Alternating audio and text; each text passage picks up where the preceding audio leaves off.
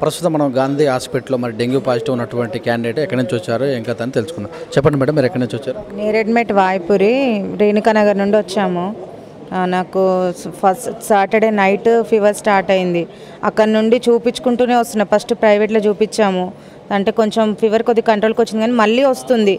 ఇంకా మళ్ళీ తర్వాత ఇక్కడ గాంధీ ఉంది కదా, చిన్నది ఒకటి మల్కాజ్గిరిలో ఉంది కదా, అక్కడ ఎటువంటి ఫెసిలిటీస్ లేవు. డాక్టర్స్ మాత్రం అసలు ఆ గవర్నమెంట్ హాస్పిటల్లో మల్కాజ్గిరిలో అయితే చాలా రఫ్ అండ్ టఫ్ ఉన్నారు. అసలు పట్టించుకోవట్లేరు. వాళ్ళ మీద అరిచేసరికి వెంటనే ఫీవర్ హాస్పిటల్ వెళ్ళమన్నారు. వామిటింగ్స్ చేసుకుంటూనే ఫీవర్ హాస్పిటల్ వరకు వెళ్ళాను నైట్ చలిలో. మళ్ళీ నెక్స్ట్ గాంధీకి వచ్చాను. ఇక్కడ వస్తే కూడా ఫుల్ క్రౌడ్ ఉంది. సో సిచ్యువేషన్ అలా ఉంది వెదర్కి, పేషెంట్స్కి. అక్కడ తర్వాత ఐసీయూలో చూశారు. తర్వాత వచ్చాక బెడ్ లేదు, డాక్టర్స్ అంటే నైట్ అయిపోయింది ఆ టైంలో. ఇంక అట్లా బయట పడుకుండిపోయాను ఒక రోజు ఒక నైట్ మొత్తం. మార్నింగ్ లేచి ఫుల్ ఏడుస్తున్నా. డాక్టర్ వచ్చేదాకా ఎవరేం చేయలేరు, నర్సులు ఏం చేయలేరు, సిస్టర్స్ ఎవరేం చేయలేరు. వచ్చిన తర్వాత అప్పుడు చూసి ఇంజెక్షన్ ఇచ్చారు. ఇంకా బెడ్ దొరికింది, పడుకున్నా. ఇంకా స్లోగా ట్రీట్మెంట్ స్టార్ట్ అయ్యి ఇప్పుడు 5 days అవుతుంది. ఇప్పుడు ఫీవర్ తగ్గింది, బీపీ కంట్రోల్కి వచ్చింది, కానీ ప్లేట్లెట్స్ కౌంట్ చాలా తగ్గిపోతుంది. ఇది ఫ్లూయిడ్స్ తోటి తగ్గుతుందని చెప్పారు. మెయిన్ ఏంటంటే అస్సలు ఫస్ట్ క్లీన్ లేదండి. మా ఏరియా అయితే నేరెడ్మెట్లో మధురానగర్ కొంచెం స్లమ్ ఏరియా మేము ఉండే సైడు, అది చాలా అస్సలు క్లీన్ లేదు. బట్ ఓవరాల్ అంతా వస్తుంది అంటున్నారు కాబట్టి అది కూడా మెయిన్ రీజన్ అని చెప్పలేము. క్లీన్ అయితే లేదు. గవర్నమెంట్ ఫస్ట్ థింగ్ అది పట్టించుకోవాలి. కొద్ది రోజులు వచ్చి మా కార్పొరేటర్ తనకు ఐడియా ఉంటుంది సార్, నాకు అంత ఐడియా లేదు. అంత కొద్ది రోజులు స్టూడెంట్స్ వాటర్ అయితే మొత్తం బ్లాక్ వస్తున్నాయి. ఇంతకుముందు డే బై డే వచ్చేటివి ఇప్పుడు 2 daysకి ఒకసారి వస్తున్నాయి. అయినా కానీ కొనుక్కొని అయినా తాగుతున్నాం. ఆ ప్లాంట్ దగ్గర ఏదో పౌడర్ మిక్స్ చేస్తున్నారంట, అది కూడా బాగాలేదు. సో ఇక్కడ బయట బాటిల్స్ తెచ్చుకుంటున్నాం. ఇక్కడ కూడా అంటే బయట కొనుక్కుంటున్నాం బాటిల్స్, వాటర్ బాటిల్స్. అవి కూడా మళ్ళీ ఏంటంటే ఒరిజినల్ బిస్లరీ కిన్లే దొరకట్లేదు. అవి కూడా నార్మల్గా ఏవో దొరుకుతున్నాయి, సరే తాగుతున్నాం, ఓకే క్యూర్ అవుతుంది. కానీ ఈ వెదర్కి, వాటర్ ఇన్ఫెక్షన్కి చాలా ఇదైపోతుంది. దోమలు చాలా ఉన్నాయి సార్. అక్కడైతే కొడతారు సార్ 2 daysకి ఒకసారి, కానీ కంట్రోల్ అయ్యేంత లేదు. బాగా స్లమ్ సార్, అది బాగా స్లమ్. ఒకసారి రేణుకానగర్ అక్కడికి వెళ్ళి చూడండి, అంత రేకుల షెడ్స్, గుడిసెలు అట్లా ఉంటాయి. మాకు ఇంటికి ఎదురుగా ఏంటంటే పెద్ద గుంత. ఇప్పుడు మూసేస్తారు. అది రాచకొండ పోలీస్ కమిషనరేట్ ఆఫీస్ పడింది కదా, దాని బ్యాక్ సైడ్ అనమాట గుంత. అది మోస్తున్నారు ఇప్పుడిప్పుడే. అంతా ఎక్కడెక్కడితో చెత్త అంతా తెచ్చి అక్కడనే వేస్తున్నారు. ఇంకా దట్టు మనకు చెరువులన్నీ మూసేసారు కదా హైదరాబాద్లో, వాటర్ ఉంటలేవు. ఆటోమేటిక్గా ఇంకుడు గుంతలు లేవు, వాటర్ ప్రాబ్లం ఉంది. ఉన్న వాటరే చెత్త వస్తున్నాయి. ఇది ప్రాబ్లం అయితే ఇట్లా ఉంది సార్. దీనివల్లనే రోగాలు అయితే వస్తున్నాయి. మీకు ఎలా ఉంది ప్రస్తుతం? నాకు ఇప్పుడు కొంచెం బాగుంది. డాక్టర్ వసతి ఎలా ఉంది? ఇక్కడ డాక్టర్స్ వసతి అంతా బాగుంది. బట్ రాగానే మాత్రం పేషెంట్స్ చాలా సఫర్ అవుతున్నారు. ఎందుకంటే బెడ్స్ దొరకట్లేదు, డాక్టర్స్ తొందరగా అవైలబుల్ ఉండట్లేరు. ఇంకా ఇంతమందిని చూడాలంటే కూడా వాళ్ళకు కూడా, నర్సులకు వాళ్ళకు కూడా ఓపిక ఉండట్లేదు. నాకు కూడా కొంతమంది తొందరగా బ్లడ్ వెజల్స్ దొరకట్లేదు. మెడిసిన్స్ అవన్నీ టైంకి అందుతున్నాయి ఓకే, కానీ రాగానే ఫెసిలిటీస్ మాత్రం ఫాస్ట్గా లేవు అంతే. సో ప్రైవేట్కి వెళ్దామంటే వాళ్ళు వేలకు వేలు గుంజేసి ఇక మేము పట్టుకోలేము, ఇక తీసుకెళ్ళిపోండి. గాంధీ వెళ్ళాను, ప్రైవేట్కి వెళ్ళాను, కాకపోతే సీరియస్ అయ్యేదాకా అక్కడ లేను. అర్థమైపోయింది సిచ్యువేషన్, అక్కడ మేము జస్ట్ ఒక 2000 ఖర్చు పెట్టుకున్నాం. ఎందుకంటే ఎక్కువ అర్థమైపోతుంది సిచ్యువేషన్, అర్థమైపోయి మేమే బయటకు వచ్చేసినాం.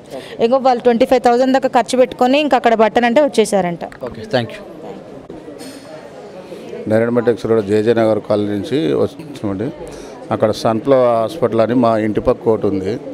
వాడు ఒక 25,000 రూపాయలు ఫీజు కట్టించుకొని మా దగ్గర ఏం చేసిండి, ఈమెకి అది వైరల్ ఫీవర్ వచ్చింది, ఈమెకి ఆ టెస్టులు చేయాలి, ఈ టెస్టులు చేయాలి, మీకు ఒక 45-50 దాకా ఖర్చు అవుతాయి అని చెప్పిండు.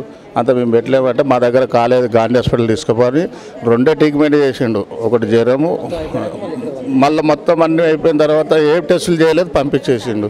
ఆ పంపించేసినందుకు ఈడికి వచ్చిన ఒక రోజు చూడకపోతే మా వీటల అందరితో, మా హెల్త్ మినిస్టర్తో ఆయనతో ఫోన్ చేయించి, రావులంజ అంటే ఆయనతో ఫోన్ చేయించి ఆయన వచ్చి చూసి పరామర్పించిపోయిండు. నిన్న ఆయననే ఉండి బాగా చేయించిండు. దేవుడి దయ వల్ల ఆ డాక్టర్ల మీద కూడా నేను కొట్లాట పెట్టుకున్నా. ఈ గాంధీ హాస్పిటల్ ఈడ లొల్లి చూస్తలేరని లొల్లి పెట్టుకున్నా. వాళ్ళు లొల్లి పెట్టుకున్నాక వాళ్ళైతే మాత్రం దేవుడి దయ వల్ల మా భార్యను బాగా చేసిర్రు. అడ్మిట్ చేసుకున్నాక తర్వాత చూడలేదు, రాలేదు. తర్వాత ఆయనతో ఫోన్ చేపిస్తే వచ్చారు. ఇక్కడ ఒక ఈటల రాజేంద్ర గారు ఫోన్ చేస్తే కానీ స్పందించారు అంతేనా? ఈటల రాజేంద్ర గారు ఫోన్ చేస్తే స్పందించారు. ఆయన చెప్తే వచ్చారు. ఇక మిగతా వాళ్ళు నేను నా ఒక్కరి వల్ల ఇవాళ ఒక 200 మందికి సేఫ్ అయింది.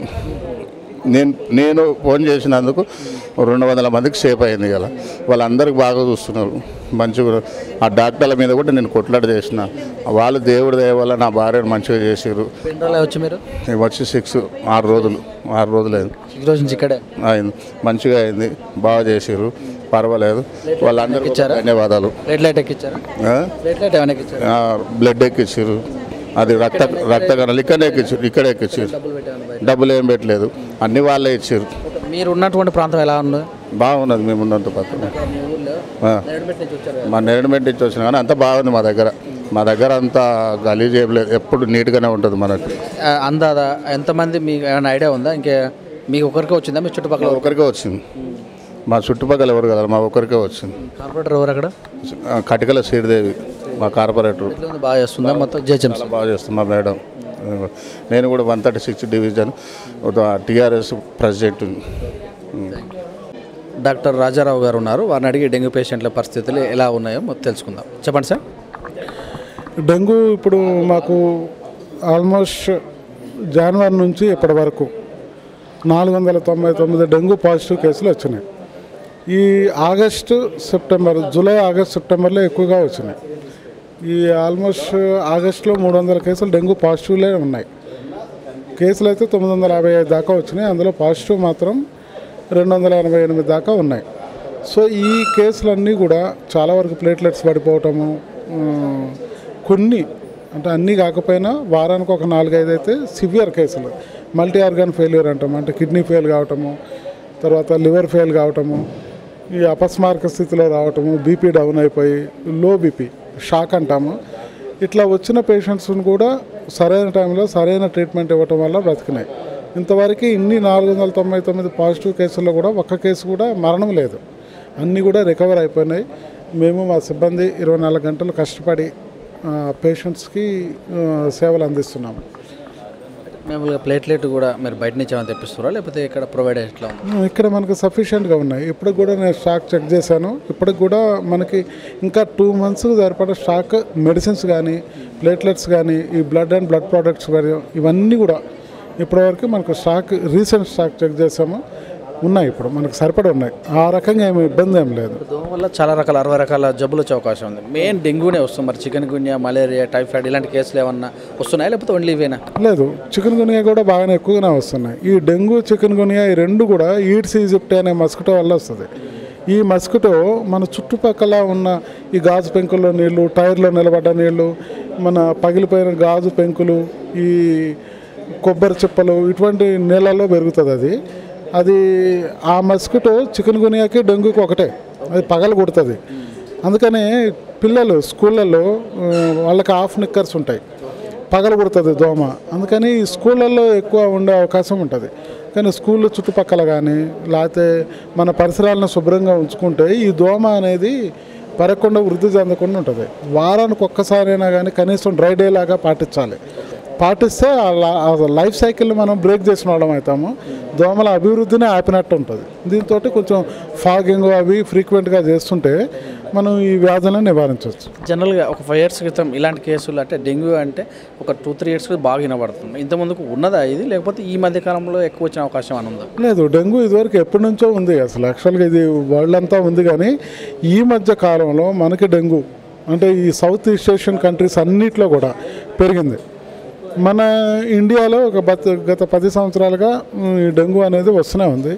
కాకపోతే గత 3 సంవత్సరాలుగా కొంచెం ఎక్కువ వస్తున్న మాట అయితే వాస్తవం. ఓన్లీ మరి వర్షాకాలం వచ్చిందంటేనే ఇలాంటి జబ్బులు వచ్చే అవకాశం ఉంది. మరి దోమ అంటే అన్ని కాలాల్లో కూడా ఉంటుంది. మరి ఎక్కువ ఈ కాలంలోనే ప్రబలించడానికి కారణం ఏమై ఉండవచ్చు? ఈ సమ్మర్లో వీటిలో దోమల వృద్ధి ఎక్కువ ఉండదు. ఎప్పుడైతే ఈ మాన్సూన్ స్టార్ట్ అవుతుందో, ఈ మాన్సూన్ స్టార్ట్ అయినప్పుడు, వర్షాలు స్టార్ట్ అయినప్పుడు ఆ వృద్ధి మొదలవుతుంది. అందుకని మామూలుగా మేము కూర్చొని ప్లాన్ చేసుకునేది కూడా ఈ సమ్మర్లోనే ప్లానింగ్ ఉంటుంది.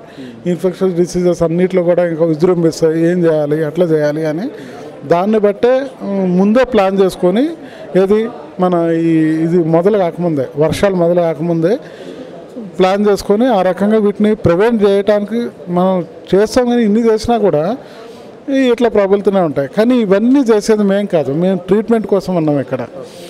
జనరల్గా నేను అనేది ఏంటంటే, మరి మీ దగ్గర మరణాలు సంభవించాలంటే బయట రోజు ఒక కేసు అయితే డెంగ్యూతో చనిపోయారు. నిన్న మల్లాపూర్లో ఒకటి, ఇక్కడ ఓయూ పరిధిలో ఒక అతను వ్యక్తి వయసులో ఉన్న వాళ్ళే చనిపోయారు.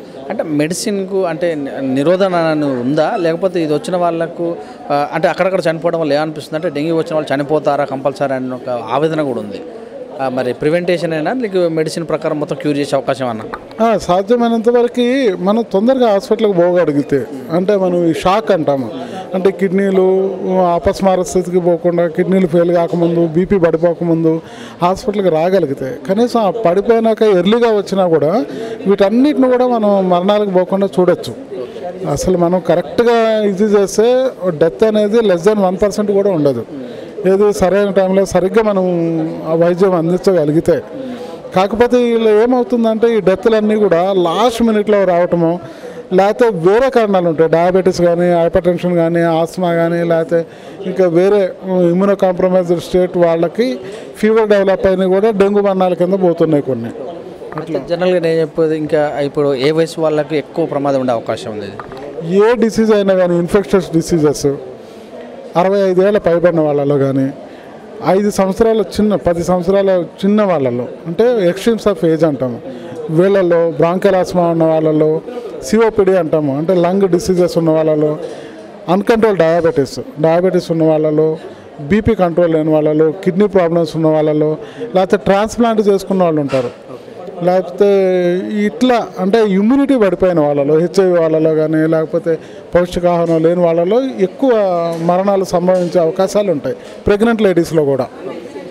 బయట ఎక్కువ ఇప్పుడు అందరూ ఈ ఫీవర్ అంటే దాదాపు ఈ సీజనల్లో వస్తూనే ఉంటుంది. కానీ డెంగ్యూ అని ఖచ్చితంగా ట్రీట్మెంట్ చెకింగ్ తర్వాత తెలుసుకోవచ్చా? లక్షణాలు ఏమన్నా? లక్షణాలు ఉంటాయి. ఫీవర్ బాగా హై గ్రేడ్ ఫీవర్ ఉంటుంది, సివియర్ హెడేక్ ఉంటుంది, తర్వాత బ్యాక్ పెయిన్, ఎంత బ్యాక్ పెయిన్ అంటే ఫ్రాక్చర్ అయితే ఎంత నొప్పి ఉంటుంది. అందుకే దీన్ని బ్రేక్ బోన్ ఫీవర్ అంటారు. బ్రేక్ బోన్ ఫీవర్ అంటే ఫ్రాక్చర్ అయితే ఎంత నొప్పి ఉంటుందో అంత బ్యాక్ పెయిన్ వస్తుంది. ఇటువంటి వాళ్ళలో ర్యాష్ ఉన్నా, లేకపోతే ఏమన్నా ఈ బ్లీడింగ్ స్పాట్స్ ఏమన్నా కనపడ్డా కానీ డెంగ్యూ వ్యాధిగా మనం గుర్తుంచుకోవాలి. అటువంటి వాళ్ళకి డెంగ్యూ టెస్టులు ఉంటాయి, ర్యాపిడ్ టెస్ట్లు అని ఉంటాయి, అంటే స్ట్రిప్ మెథడ్ అది ఉంటుంది, ఎలిజా ఉంటుంది. ఎలిజా చేస్తే అది మనకి కన్ఫర్మేటరీ. సో ఇక్కడ అన్ని గవర్నమెంట్ హాస్పిటల్లో కూడా ఎలిజా చేస్తున్నాము.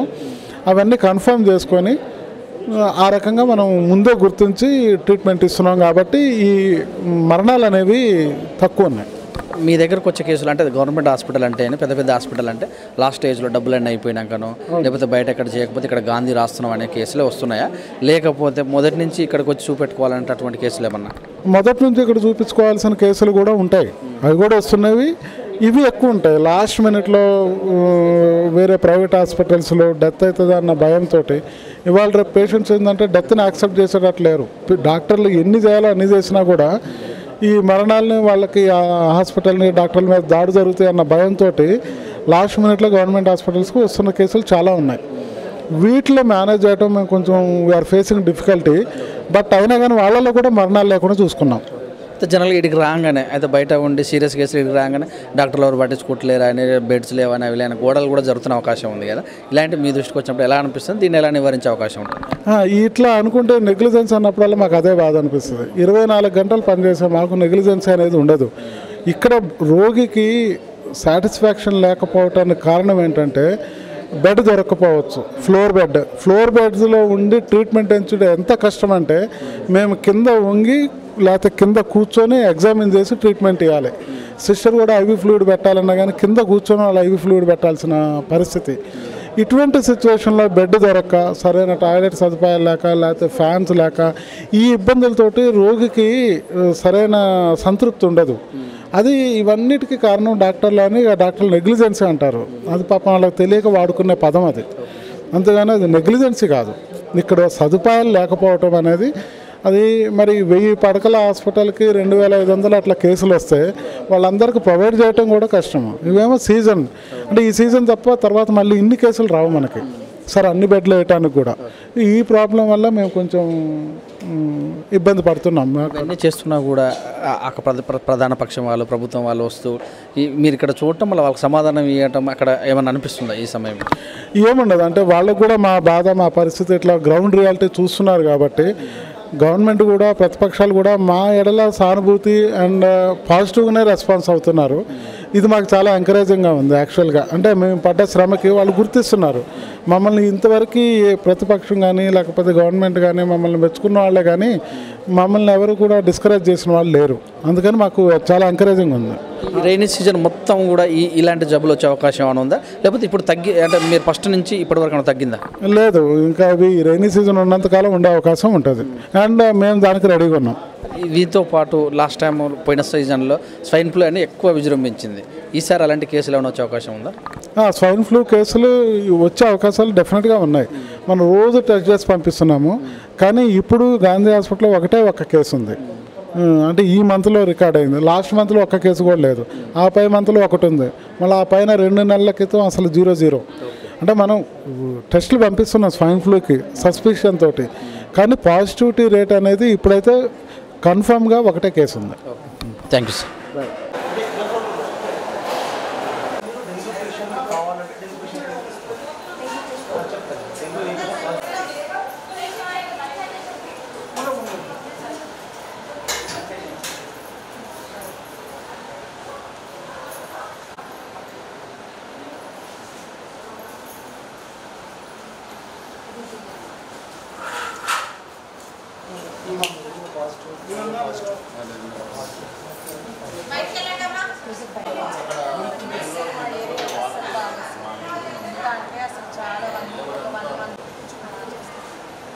మీ మనుషులు ఉంటే కొన్ని చెప్పండి, వేరే వాళ్ళకి వస్తారు.